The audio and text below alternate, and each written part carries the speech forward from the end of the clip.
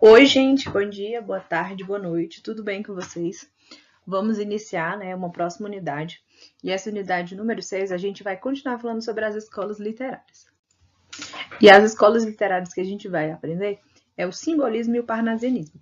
E ao longo, desta unidade, ao final desta unidade, a gente tem um grande objetivo a alcançar, que é identificar os períodos literários, ou seja, o simbolismo e o parnasianismo e seus principais autores e obras, beleza? Então vamos lá. O que foi o simbolismo? O simbolismo, um movimento essencialmente poético do final do século XIX, representa uma ruptura artística radical com a mentalidade cultural do realismo-naturalismo, buscando fundamentalmente retomar o primado das dimensões não racionais da existência. Para tanto, redescobre e redimensiona a subjetividade, o sentimento, a imaginação, a espiritualidade, busca desvendar o subconsciente e o inconsciente nas relações misteriosas e transcendentes do sujeito humano consigo próprio e com o mundo. Numa visão mais ampla, tanto no campo da filosofia e das ciências da natureza, quanto no campo das ciências humanas, a desconstrução das teorias racionalistas faz-se notar, seja por meio da física, com Einstein, ou com a psicologia, do Freud, ou as teorias filosóficas de Schopenhauer ou de Friedrich Nietzsche, beleza? Então, assim o surgimento desse estilo, por um lado, reflete a grande crise dos valores racionalistas da civilização burguesa no contexto da virada do século XIX para o século XX, e por outro, inicia a criação de novas propostas estéticas percussoras da arte. As características do simbolismo era que envolvia sobretudo os aspectos místicos, espirituais, intuitivos e transcendentais da literatura simbolista. E o pessoal que escrevia, nessa época aí do simbolismo, eles buscavam compreender diversos aspectos da alma humana, compondo obras que exaltassem a realidade e o subjetivo, beleza? E dentro dessas obras simbolistas, a gente vê muito essa questão da fuga da realidade, que foi uma forma, que eles usaram para expressar, essa questão de fugir, de toda essa realidade, beleza? E também ela é totalmente oposta ao realismo e ao naturalismo. E esse simbolismo ele vem negar a lógica e a razão, que anteriormente foi bem explorada por artistas realistas, naturalistas e os parnasianos. As principais características que tiveram nessa escola literária simbolismo, é uma oposição, à razão, a esse racionalismo, ao materialismo, ao cientificismo, negação dos valores do realismo e do naturalismo, ela era bem oposta a isso. Também tem muita questão do mistério, fantasia, valorização da espiritualidade humana, combinação sonoras e sensoriais.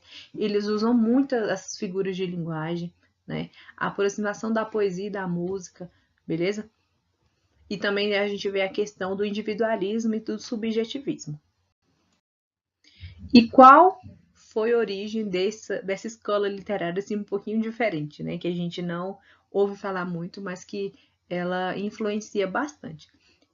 Ela foi um movimento, esse simbolismo foi um movimento artístico que surgiu na França, no fim ali mais ou menos do século XIX, sendo manifestado nas artes plásticas, no teatro e na literatura. Sempre eu gosto de lembrar para vocês isso, que uma escola literária ela não influencia apenas na literatura, nos livros, na poesia, na prosa, ela influencia também nessa questão das artes plásticas, no teatro, na arquitetura, nas esculturas, beleza? E aí, nesse final do século XIX, houveram muitas transformações científicas e teóricas como positivismo, materialismo e nas áreas da psicologia, beleza? E com isso mudou bastante essa questão dos pensamentos da sociedade europeia da época, beleza? Mas essas mudanças, se a gente for pensar assim, grande parte dela foi negativa para os escritores simbolistas, beleza? Porque eles gostavam muito de explorar os aspectos humanos, beleza?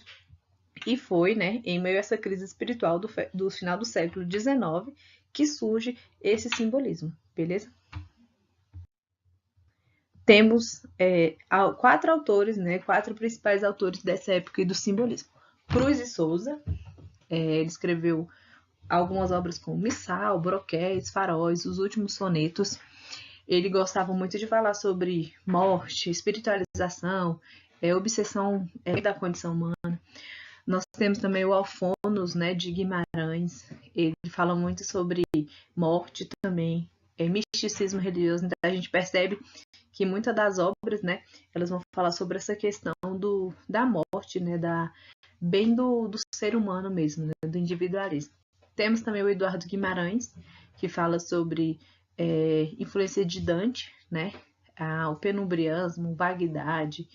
E também tem o Pedro Quiquerri, né, que fala sobre uma poesia mais fragmentária e ele também vai trazer inovações para a linguagem. Se a gente tem essa questão do simbolismo, a gente também tem uma outra obra para estudar nessa unidade, e é o parnasianismo. O parnasianismo ele foi contemporâneo do realismo e do naturalismo, ali entre o século XIX, né, e o século XX. Aqui no Brasil e na França, foram os dois países que mais, né, que teve mais força em relação a essa escola literária. Nos outros países a gente não vê muito, né, essa questão dessa influência dessas obras literárias no país. A gente vê mais no Brasil e na França, beleza? Ele surgiu, né, esse movimento surgiu em 1866 com a publicação da revista Le Parnasse Contemporain. E aí, lembrando que as escolas literárias, elas não surgem do dia para o outro, né? Tipo assim, hoje vai morrer o simbolismo, amanhã vai começar o pré-modernismo. Não, não é dessa forma. Normalmente sempre acontece fatos históricos, né? Ou publicação de alguma obra para que essa escola literária surja, beleza? E aí, o nome parnasianismo, ele volta, né? Ele retoma essa questão da Grécia Antiga, beleza? No Monte Parnaso, onde lendariamente os poetas se isolavam do mundo para uma maior integração com os deuses através da sua poesia. Os poetas consideravam a poesia a mais alta expressão literária da humanidade, né? Razão pela qual o parnasianismo ficou sendo um estilo principalmente poético, mas não tendo grandes manifestações no terreno da prosa. Então a gente vê que a gente tem muita poesia parnasiana, mas a gente não tem muita prosa, né? Muito texto corrido, muitos livros de literatura mesmo a respeito disso, beleza? No Brasil, a luta por uma poesia de reação ao romantismo teve lugar no final da década de 1870. Identifica-se como marco inicial a publicação do livro Fanfarras, né, de Teófilo Dias. Em Portugal, não chegou a constituir um programa estético organizado, beleza? Lembrando que ele foi mais forte aqui no Brasil e na França. As características, né, desse parnasianismo eram totalmente contrárias aos romantismos, né, aos românticos. O emocionalismo foi substituído pelo racionalismo. Se para os românticos a poesia era o resultado da inspiração pura e simples, os parnasianos consideravam a poesia como um fruto do trabalho do poeta, um trabalho árduo, difícil, conhecimento técnico e aplicação incansável. Para os parnasianos, né, a poesia seria perfeita desde que a sua forma atendesse a alguns requisitos. Então, qual que era a estrutura que esses parnasianos gostavam de escrever, né? Eles gostavam de buscar dentro dessas obras? O vocabulário refinado, erudito, dicionaresco, né? O uso de palavras difíceis tornava-se a poesia uma atividade de elite. A sintaxe poética deveria também obedecer às regras gramaticais, não apenas para demonstrar conhecimento técnico, mas também para adequar-se às normas consagradas de escrita. Então, eles gostavam muito de escrever de acordo com essas regras gramaticais.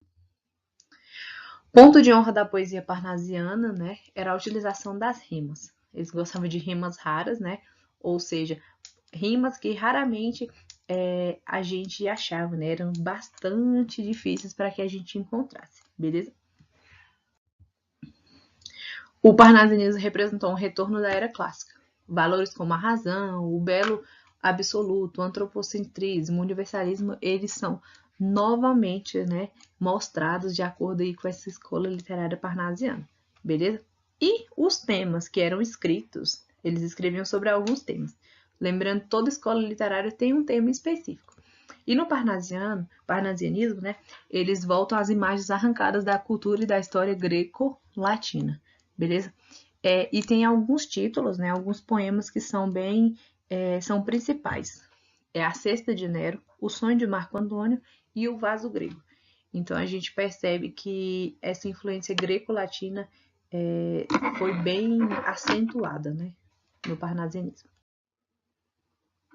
O parnasianismo ele produziu uma poesia voltada para a forma dos objetos e dos lugares. abandonando uma visão mais interiorizada, acabou por realizar uma poesia marcada descritiva, né? Através da descrição, buscava fornecer do objeto focalizado uma imagem exata e precisa. O parnasianismo ele combate a subjetividade típica do romantismo em nome de uma objetividade que fornece do mundo uma representação desprovida de qualquer contaminação lacrimejante ou sentimental. A necessidade de uma visão objetiva fazia com que os poetas preferissem uma posição de impassibilidade diante do assunto tratado. A intenção era realizar uma poesia mais cerebral e menos sentimental. A gente vê que o sentimentalismo saiu dessas obras. E qual que é essa dualidade, né, de parnasianismo e realismo? Eles foram contemporâneos. Eles apresentam algumas características, né, comuns, como antirromantismo, racionalismo, formalismo, a impassibilidade, beleza? Só que eles têm uma certa diferença. Quando o realismo ele propõe a tematização da sociedade e dos problemas mundanos, né?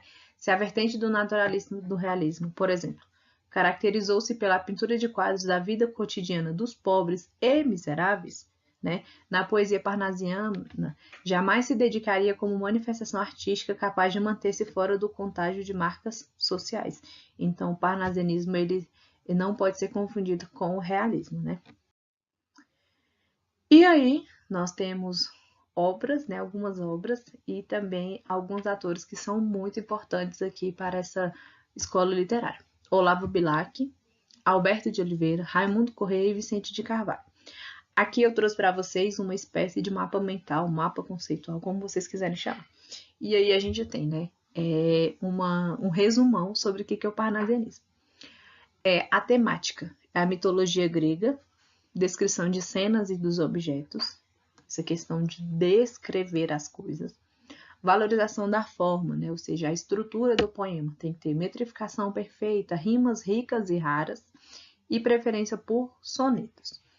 Os principais autores, esses que eu falei para vocês, né? Olavo Bilac, Raimundo Correia, Alberto de Oliveira. Ele tem uma oposição fortíssima ao romantismo, né? Ele tem a objetividade, impessoalidade e uma linguagem bem rebuscada. E qual é a diferença dela para o simbolismo? Ele descreve, ele não sugere nada, né? É uma poesia lógica, não intuitiva, e ele não valoriza a musicalidade, beleza? Pessoal, é importante que vocês tenham revisado, lido, feito resumos, anotações lá na apostila de vocês a respeito dessas escolas literárias. Assistam aos vídeos quantas vezes forem necessários, beleza? E sempre busquem novas metodologias para que vocês consigam aprender um conteúdo. Beleza? As escolas literárias, elas são muito ricas, né? De informações, de contextos históricos, beleza? Então, é importante que vocês sempre tenham essas anotações, beleza? Bons estudos para vocês!